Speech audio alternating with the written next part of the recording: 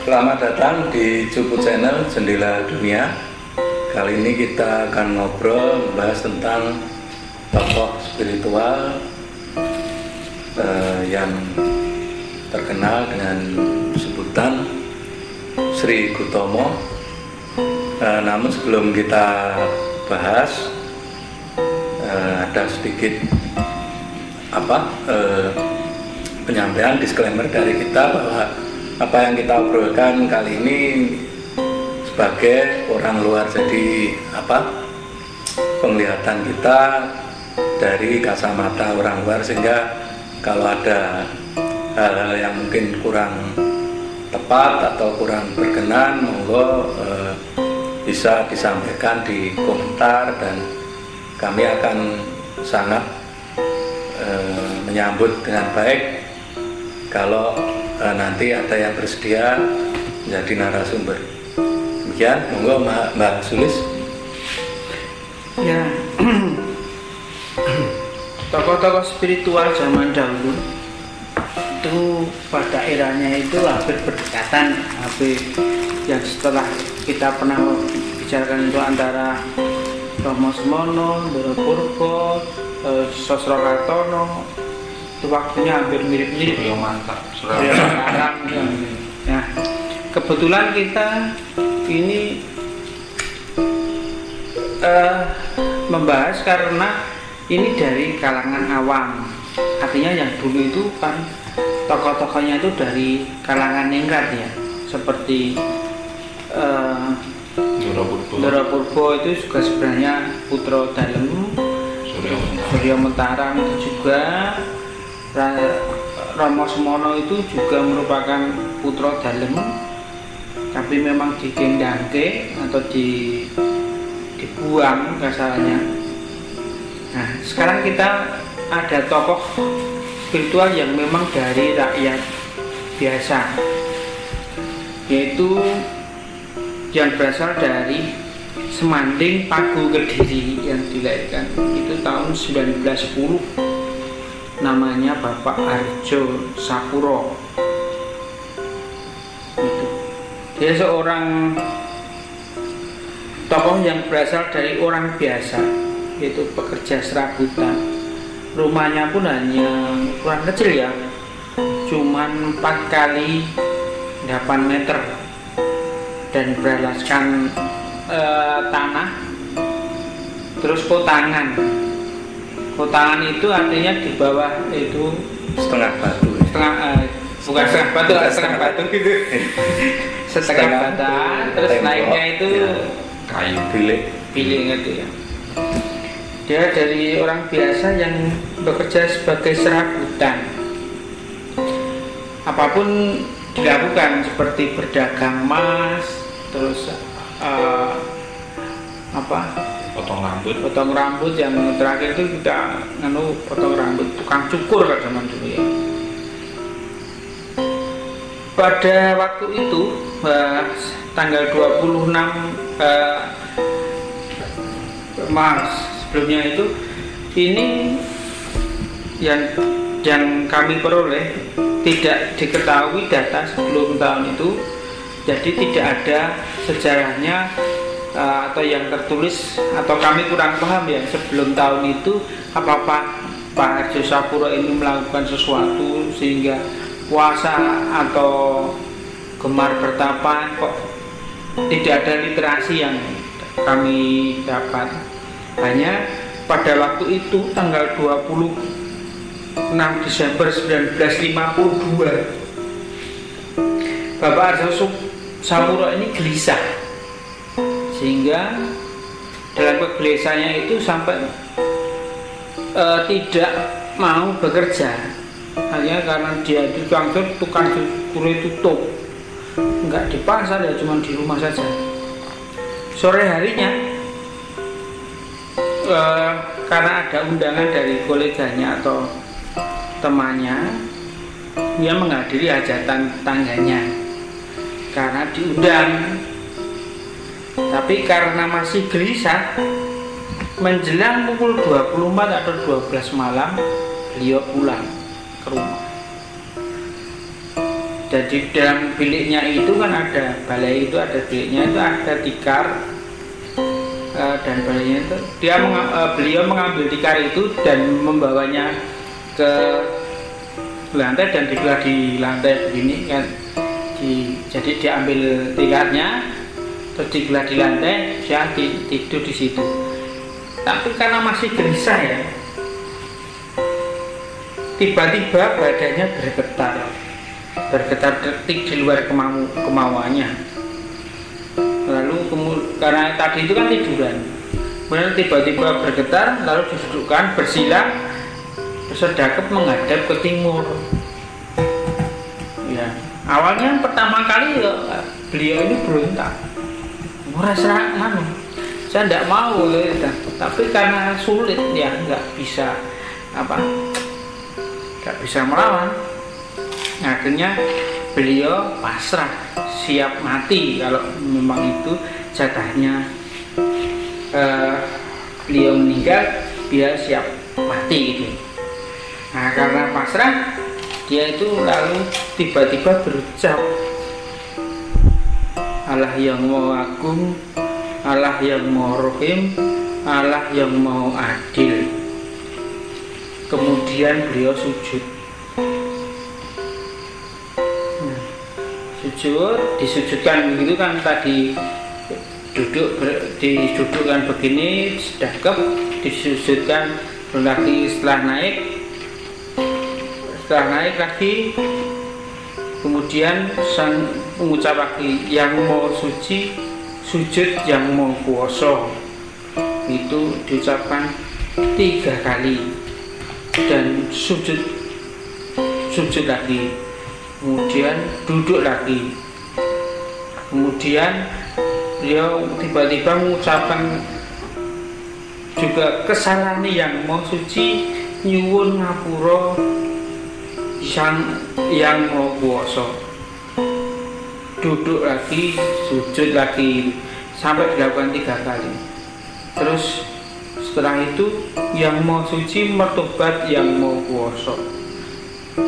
Duduk, sujud, duduk lagi sampai jam 5 pagi itu beliau dijengkang-jengkengi katanya. Sujud itu berulang kali, bisa sampai berapa kali disujudkan itu sampai jam 5 pagi. Setelah lepas dari itu ya, karena itu dari jam 12 malam sampai jam 5 pagi itu dikuasai oleh getaran itu ya, karena nggak tahu namanya itu getaran. Kemudian jam 5 pagi itu dia merasa lepas, bisa bebas. Lalu beliau membangunkan Bu Hajo atau istrinya dan 5 anaknya. Dari situ beliau menanyakan pada istrinya, dengar tidak semalam Bapak Arjo ini mengucapkan kata-kata itu, karena kata-kata itu diucapkan dengan keras. Ternyata dari istrinya Bu Arjo ini dan 5 anaknya tidak ada satu pun yang mendengar. Karena bingung, karena ada kejadian itu, kemudian bingung Bapak Arjo. Terus Bapak Arjo ini menemui Bapak Jaimun, sahabatnya ya, Jaimun ini, lalu bercerita kejadian semalam. Tetapi anehnya di pas waktu cerita, dia cerita itu sopir kalau nggak salah Pak Jaimun ini belum selesai bercerita, Pak Joyo ini juga tiba-tiba bergerak sendiri, bergerak seperti Bapak Arjo itu tadi malam itu. Karena duanya itu merasa bingung lagi ya, kan kok tiba-tiba begitu.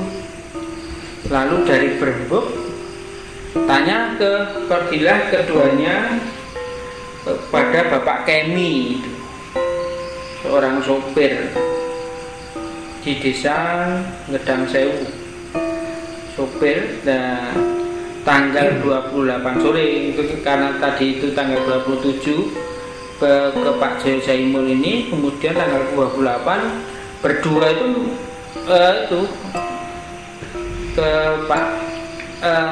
Pak Kemi. Pak Kemi ini cerita, dan Pak Kemi ini juga digetarkan itu, dilakukan tiba-tiba bergerak sendiri.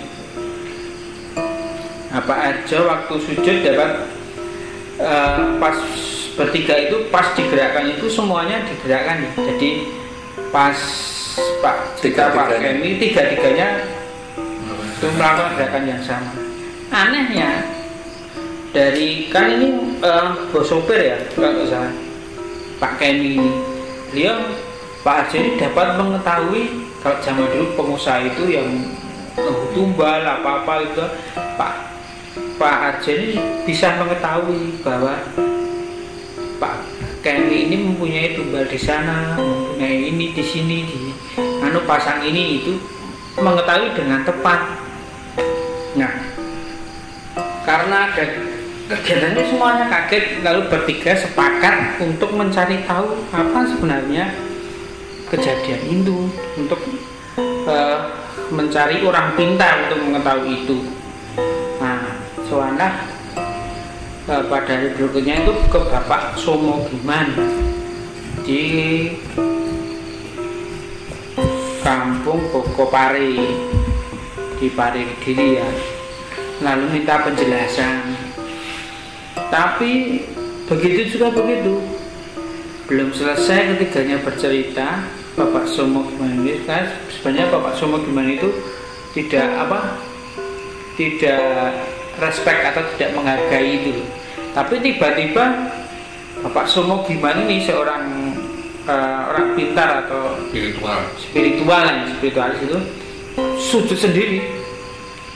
Nah, karena di situ itu kan orang spiritual kalau zaman dulu bisa dikatakan dukun, kapasitasnya juga banyak. Nah, dari situ mulailah gerakan itu menyebar, karena di situ ada pasien-pasiennya itu terus menyebar.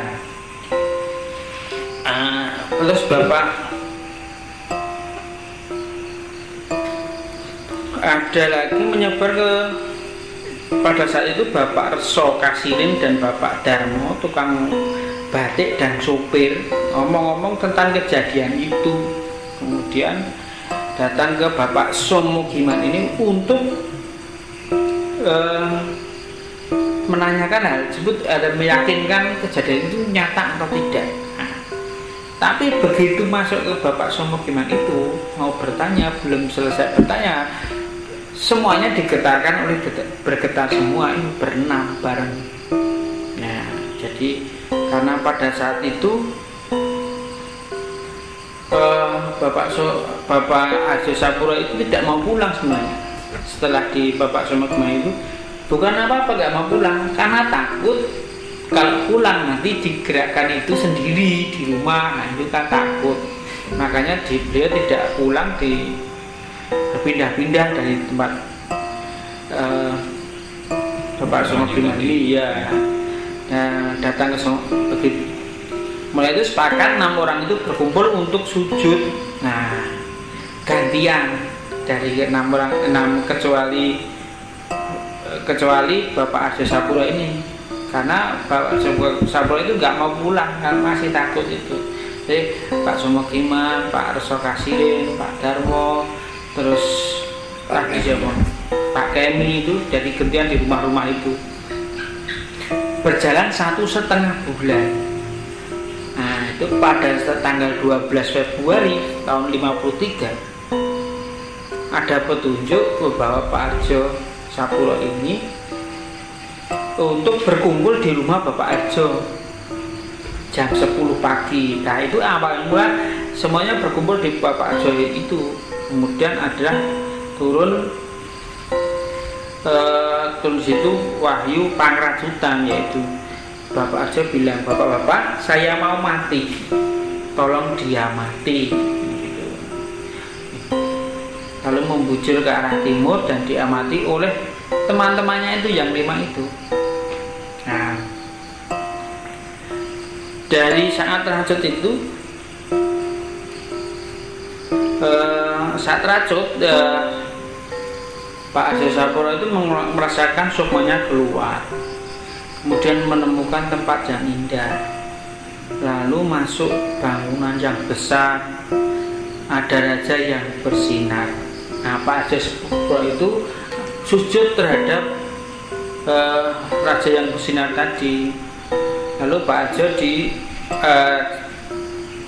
diayun-ayun atau diayun-ayun dibawa ke taman, terus di sana ada 2 sumur Gumulin dan sumur Jawa Dindo di sana.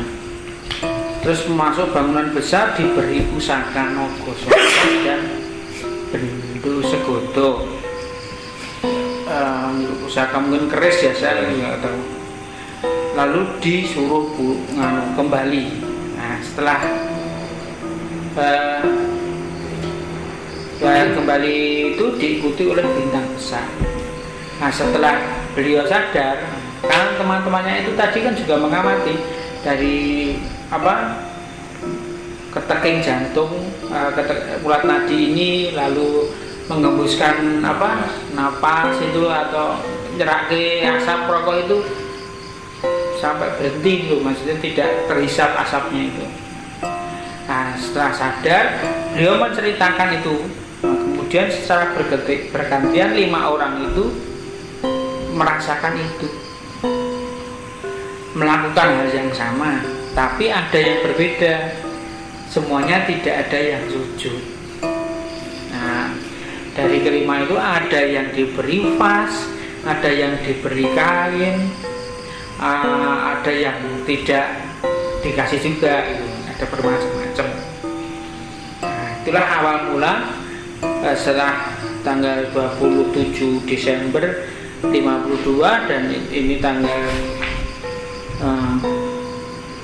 12 Februari 53 itu wahyu pangrasutan.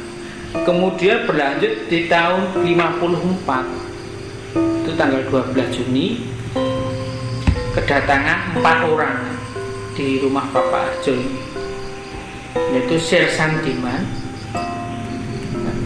lalu Danumi Harjo itu kepala SMP Taman Siswa Pare, lalu Joyo Sakti dan Pak Marto, gitu ya. Jam 11 siang datang. Pada saat ada kedatangan itu, turunlah pelangi jatuh di mana-mana. Jadi di rumahnya itu ada pelangi, ada yang di meja, ada yang di dada Pak Arjo Sapuro, ada Pak, semuanya ada. Nah, kemudian Bapak Darmo Miharjo cari kuas dacet, yang kelihatan itu digambar oleh Pak Arjo ini, itu menjadi simbol pribadi manusia. Ya, Ibu Sir dan Sari-Sari Bumi itu menjadi sekarang lambang itu ada segi 4 itu. Lalu itu yang dikatakan awal mula manusia. Itulah pertama yang itu, ya itu makanya itu kan ada warnanya pelangi itu yang terusnya tahun 54 itu 12 Juni. Kemudian ada turun lagi Waler Pitu. Waler Pitu itu juga sama gitu ya, turun bersamaan itu menurut cerita yang saya dapat atau yang literasi yang saya dapat itu kata-kata itu tertulis di, ada yang di meja, ada yang di lantai, ada yang di dada Bapak Arjo Sapuro ini. Nah, kemudian dicatat, kemudian sambungkan sama ditunjukkan pada Pak Arjo Sapuro dan diani.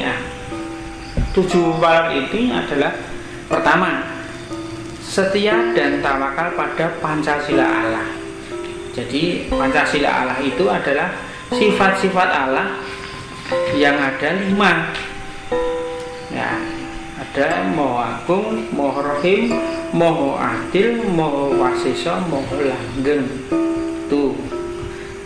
Maka setia dan tawakal pada Pancasila Allah. Yang kedua, bersedia menjalankan perundang-undangan yang berlaku. Kemudian yang ketiga, turut serta membela nusa dan bangsa. Mungkin pada saat itu nganu ya masih zaman kelas ya, itu stabil ya, jadi ada itu. Lalu yang keempat itu menolong siapa saja tanpa pamrih. Yang kelima, berani hidup berdasarkan kekuatan dan kepercayaan diri sendiri. Ini Pak Karno banget ya. Berdikari. Lalu yang ketujuh, yang keenam, bersikap susila dan berbudi pekerti dalam lingkungan keluarga dan masyarakat. Oh, itu yang ketujuh deh. Ya, tuh.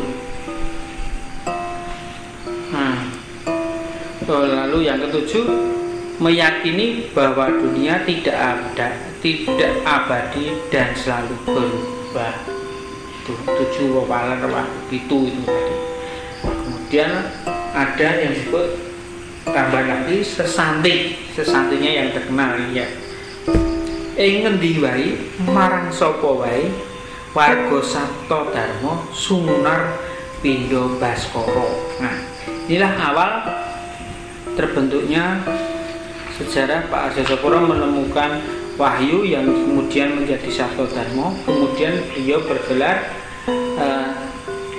Sri Gutomo atau Panuntun Agung yang kemudian dipari. Itu tokoh spiritual yang dibahas kali ini. Mungkin ada tanggapanmu? Nambahin dikit, karena bapak saya itu kan asli kelahiran Kediri, jadi saya dapat gambaran sedikit tentang gimana tuh orang-orang Kediri ketika di tahun segitu.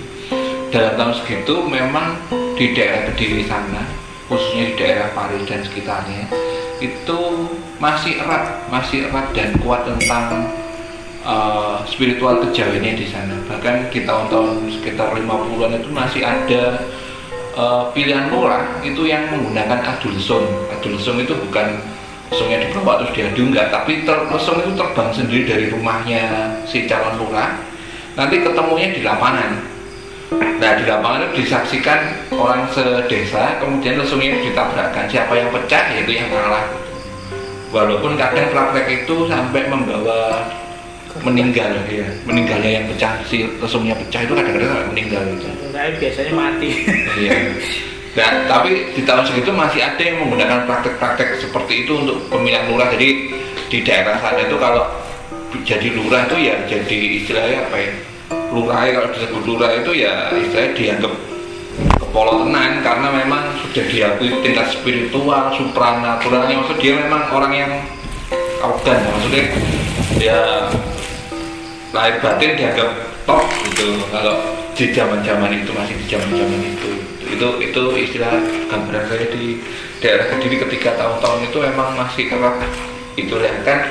Masanya si Bapak Sri Gutomo ini sendiri kan di era-era tahun segitu ya, jadi mungkin masih kebudayaan supranatural, spiritual di daerah itu kan masih kental. Nah, cuman kan ya saya pribadi sih beberapa kali nyari literasi kan saya tertarik masa kecilnya gimana itu kok belum nemu gitu. Mungkin kalau ada teman-teman dari Sabta Dharma yang bisa melengkapi referensi kita itu jadi lebih menarik, karena kan sebuah kejadian itu kadang-kadang kita mikirnya kan kadang sok nggak ujuk-ujuk, maksudnya ada perjalanan panjang di belakangnya entah gimana itu kan kadang-kadang kita perlu menelisik untuk itu. Kalau saya sih gitu. Monggo kalau yang mau kan melengkapi yang lain. Itu kan kalau Sabta Dharma itu ya saya itu ya kenal itu zaman milenial kan. Kalau istilahnya kan mereka itu kadang itu sebelum pergi ke petilasan atau ke mana gitu, jadi kayak ada ritual meruat gitu. Ya entah di mana, cuma tapi kayaknya nggak pakai ukur raba, cuma bersila terus posisinya begini kan. Ya cuma itu sih, dengan jadi apa ya, soal ajaran-ajarannya itu ya setahu saya ya memang seperti kebanyakan yang aliran itu kan lebih sederhana tapi mengena gitu. Wis ngono wae Mas Agung. Kalau misalnya ini Sri Gutomo setelah menerima wahyu itu ada cerita-cerita lagi nggak ya? Kebetulan karena itu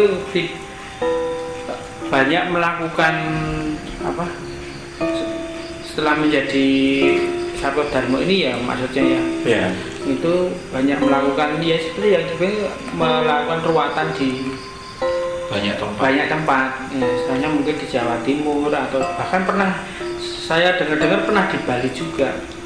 Dan ruatan itu juga tidak wadah, artinya bukan terus rombongan ke sana, itu enggak kok. Tapi ngumpul ada kalanya itu ngumpul di Pare, di Candi Busono Agung itu, kemudian melakukan ruatan di Bali, katakanlah gitu. Yang kesana itu badan astralnya, dan semua anggota itu merasakan kesana kehadiran beliau juga begitu. Nah, apakah yang saya dengar itu, yang saya ada literasinya itu, yang terakhir itu dilakukan oleh Sri Panuntun Agung Sri Pamenang, istri beliau. Setelah Sri Gutomo ini digantikan oleh Sri Pamenang. Nah, itu melakukan ruatan di Bali atau sana. Dan yang menulis itu adalah yang ikut, yang memberi komentar bahwa di sana kumpul dengan Bapak Panuntun Agung Sri Gutomo beserta Sri Pamenang, kemudian banyak panuntun-panuntun lain yang melakukan di sana. Jadi secara astral, jadi bukan lahiriah.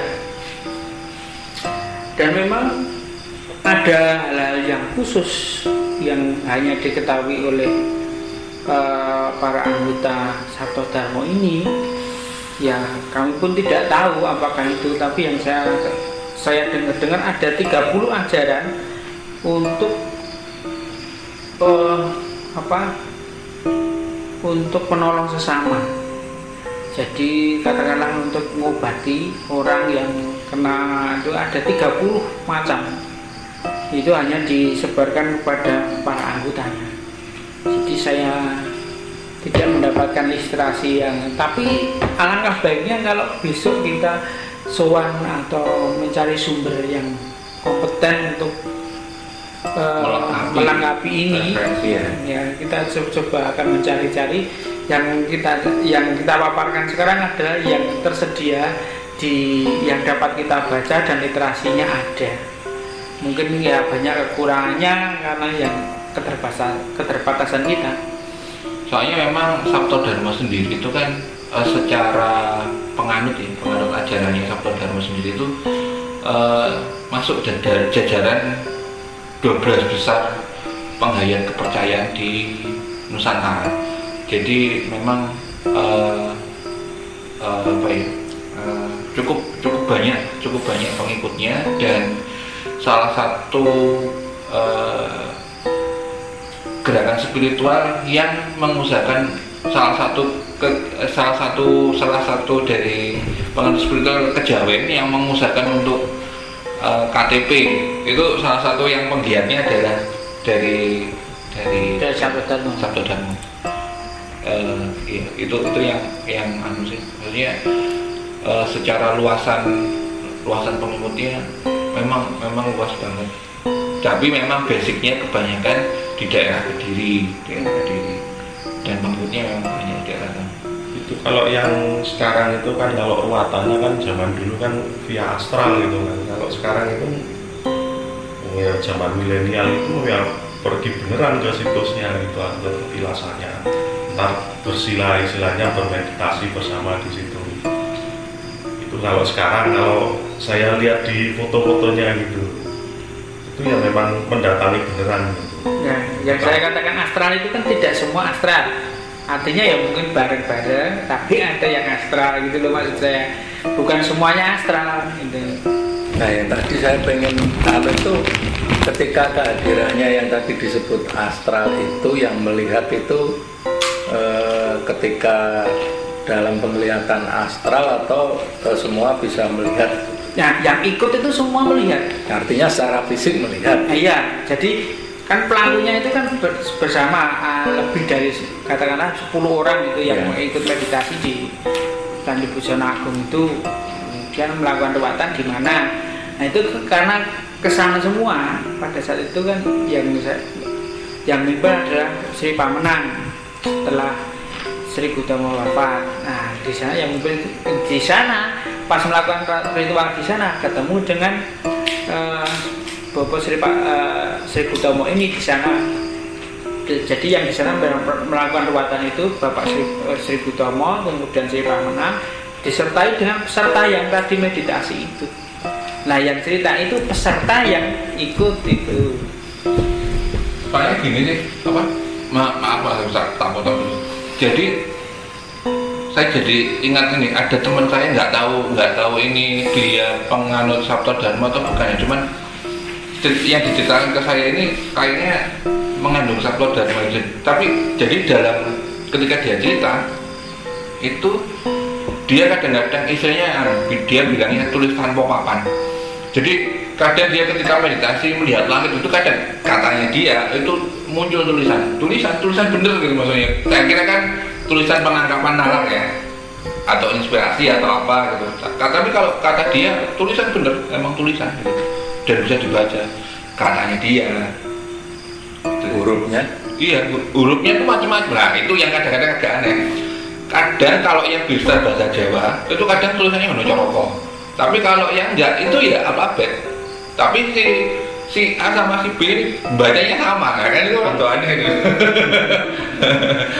Kata-katanya sama, tulisannya keluarnya beda-beda. Nah itulah yang dikatakan kalau sama orang-orang tua zaman dahulu, ini satu bentuk ya, katakanlah begini, bukan itu sih. Ini satu bentuk tapi di sawang beberapa orang yang melakukan penglihatan itu bisa berbeda. Tapi sebenarnya sama, kan nanti kalau dijatuhkan ya sama, cuman bisa karena melihatnya dari sana, melihat dari sini, ya mungkin tulisannya di sini apa, di sini tulisannya apa, tapi isinya sama. Kalau zaman dulu kan begitu. Baik, saya kira obrolan kita kali ini kita cukupkan untuk kita sambung lagi dengan lebih mendalam tentang Sri Gautama dan ajaran Sabta Dharma. Barangkali nanti kita bisa mendapatkan sumber atau narasumber dari penghayat Sabta Dharma, kita persilahkan.